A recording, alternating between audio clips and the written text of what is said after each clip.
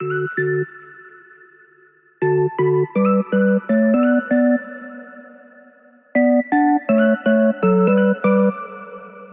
everyone, it's Amber from The Sensible Mama. Today's video is going to be a little different. You're going to be learning how to create a family photo journal in Notion. Now, this is, like I said, it's going to feel pretty different than most of my videos, especially since I'm filming this halfway in screen recording and halfway on my phone. But I figure we're going to do this where I can hopefully minimize myself down into the bottom corner somewhere here, and then you can see mostly my screen recording, because that's going to be what is the actual value of this video. So I've been using Notion to keep my entire life together. Like, everything that I do is in Notion now. It's been such a godsend. But I'm trying to balance using Notion for work and responsibilities and things, and also using it to just make the things of my life that I enjoy even better. And something that I think a lot of us moms kind of deal with is we want to keep all of the pieces of art that our kids make for us. We want to have all of their pictures all the time with us, but sometimes you gotta offload your iCloud. Sometimes sometimes it's just hard to keep all those pictures organized and not lose them, accidentally delete them. I don't know. And a lot of times we also are wanting to journal things that's going on in our kids' lives. And for whatever reason, when it comes to keeping a journal, I personally am not very good at it. And I know a lot of moms who say that. Like, I just wish I was keeping a journal of the cute things that my kids are saying and doing each day, because I'm going to forget these things and I don't want to. So I was trying to think of what was a really good solution for me that I would actually feel motivated to do in terms of keeping up with photos of my kids, as well as logging just things about their daily lives that I want to remember. And this is what I came up with. So I thought today I would share that with you. And I'm just going to walk through how I created this and how I'm using it. And hopefully you can give it a try and it'll work well for you. So I have got this family photo journal, which is stored in my homepage. I'm keeping mine right here. I will do a full video in the future where I'm showing how I set up my command center, because I just love this. But for today, I'm going to show you a way to just create this without already having a home page all set up. If you're just using your taskbar over here, you can do it so super simple. So it goes like this. First of all, let me give you a really quick rundown. This is what mine looks like. You see this? Just so you can decide if you actually want to see what I'm going into depth here on. So this is my photo journal. This is my upload from yesterday. As you can see, I've got a couple pictures of my kiddos and just a little description of what we did yesterday. Nothing too time intensive, just something quick and easy that I can do daily that I know I will be disciplined about doing. So let me show you how I set this up. I'm going to be adding one just to the taskbar, and you do it this way. You go to add a page. I'm going to call this family photo journal. What's kind of cool is that Notion will already show you a whole bunch of templates that you can use. And the one that I'm using for this particular layout is called Gallery. That's what's going to create those, when you open this up, those sort of tiles of images that I showed you a moment ago. Now, I'm working on my iPad. Just of note, there's a lot of things that are different. I mentioned this in one of my other videos. There's a lot of things that are different on the mobile version of Notion than on a desktop or like laptop version of this app. So just know that if you're working on an actual desktop or laptop machine, you can highlight all of these boxes and delete all of them at once. And that's what we're going to need to do here to have a fresh start. But in my case, I'm going to have to go in and click each one and delete it. I guess you could technically keep these and just reformat them, but I'm a blank slate kind of girl. I like to just get started fresh.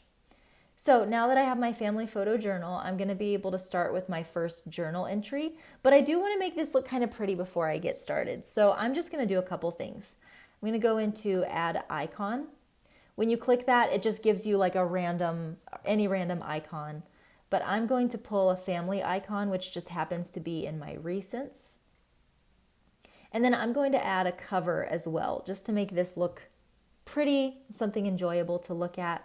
So I clicked add cover, and when I did, it just added any old picture that it could find. But I'm going to click on change cover. It's gonna show you just like an assortment of some random photos, but I like to go to Unsplash and find a picture that I think looks cool. So I'm gonna search for like family. Okay, this is not gonna be formatted properly here, but let me just add one for the sake of demonstration. So now I've got my little cover here and my icon. It just looks a little bit more fun to play around with. Now I'm gonna create my first journal entry, and you guys, it's so easy. So I'm gonna click New. And yesterday we were at the pool, so I'm gonna write about the pool. Fun day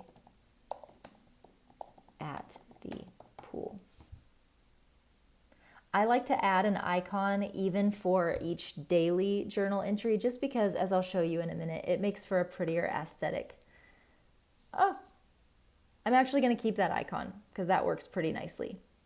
Now, when you create one of these pages, 2 properties automatically populate, and these things here are what Notion calls a property. It's basically a way to tag things. So I like to keep this created property. This is just automatically will say when I have created this particular page. And I like that because later on, I want to know, anytime you're journaling, you're usually going to write down the date. I like knowing what day things were, so I'm going to keep that there. There's this other one that they give you called tags, and it's a multi-select. You don't need that. But one of the things that I like to do, I don't know why that keeps popping up. I'm going to rename this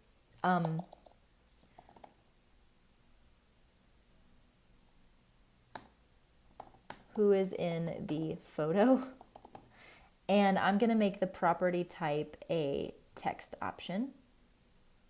So now I can do something cool, and I'll show you in a minute. I'm going to type that the people in this photo I'm about to upload is Roman and Abby. This will become important in a minute. I'm not going to add any more properties because I don't need them, but if there's anything that you want to categorize, you can create a property for it. So let's say you want to categorize, like, let's say that you want to rate every single one of your days on a scale of 1 to 10. Like, how good was this day on a scale of 1 to 10? Let's just do it. You can actually create a property called like rating, and you can make it, I'm going to make it a text just like I did in the other one. And now I can just type in what the rating is. So like, let's say this rating was a 10. It was a 10 out of 10. It was a perfect day. I'm going to show you later how you can use that to sort of filter through all of your journal posts. But so just keep that in mind for now. We're adding this rating here. But anything that you want to be categorizing or classifying or searching for later, you can put as a property here. Now I want the picture that I'm going to be putting in this journal to be prominently displayed on the thumbnail, so on this main page here. So what I'm going to do is I'm going to upload the picture very first. So I'm going to tap down here in the empty page, and when I do that, it brings up this row of buttons here, and I'm going to click Image. I'm going to go into my photo library. You can add photos and video here, so I can add, I'm going to grab like this photo of my kids and this video and click Done. It is going to show your video or your photo sideways as it processes, but don't freak out. It will switch to the right orientation when it's done. Okay, so now my photo is here. My video is here. And this is something that I just think is so cool. This brings a new level of journaling to the table because I can actually put my videos in here. When I go back years from now and watch this, I can sit and enjoy this little video. And then the last thing that I do is I just put my cursor right down below the photo in the video. And then from there, I can just begin writing by putting my cursor down below the picture in the video and write about our day.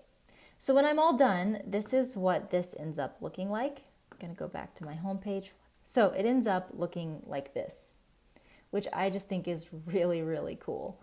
I'm keeping every single day, I'm just keeping a little journal, taking a photo of what we're doing and writing about it. And here's one thing that I think is really cool. Okay, I'm gonna be super real here. This is some artwork that my kids did at my parents' house. And you know what? It's super cute. I'm really proud of them. They did a great job. I don't want this. Like, I don't want to keep this. even if I go put it on my refrigerator, and sometimes I do, don't get me wrong, it's eventually going to end up either tossed in a bucket, like in a container, and never looked at again, or it's going to go in the trash. And I hate both of those options. So what I've been trying to do is even photograph like things that they're making, that they're creating, and putting them here so that I can come back, I can enjoy them, look at them anytime that I want to, but they're not cluttering up my house. Some people need to feel things and touch things in order to feel emotionally connected to them. I'm not one of those people. So this just works for me. As you can see, I have my picture and I've got my little explanation of what they did today, and that's basically it. I did want to show you how cool this looks when you put video in, because this was a day that we went to the beach and I had taken some video and I also had done some Instagram stories that I really liked, and I added these here. They lay out beautifully formatted here on the page.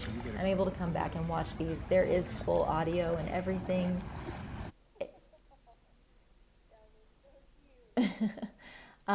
It just really, like I said, adds something to the experience. Now, let me just really quickly, that's it. That's all you need to know to get started with this. But if you're wanting to level up just a little bit, let me show you a couple of things. So let's say that I had that tag of in the photo, right? Who's in the photo?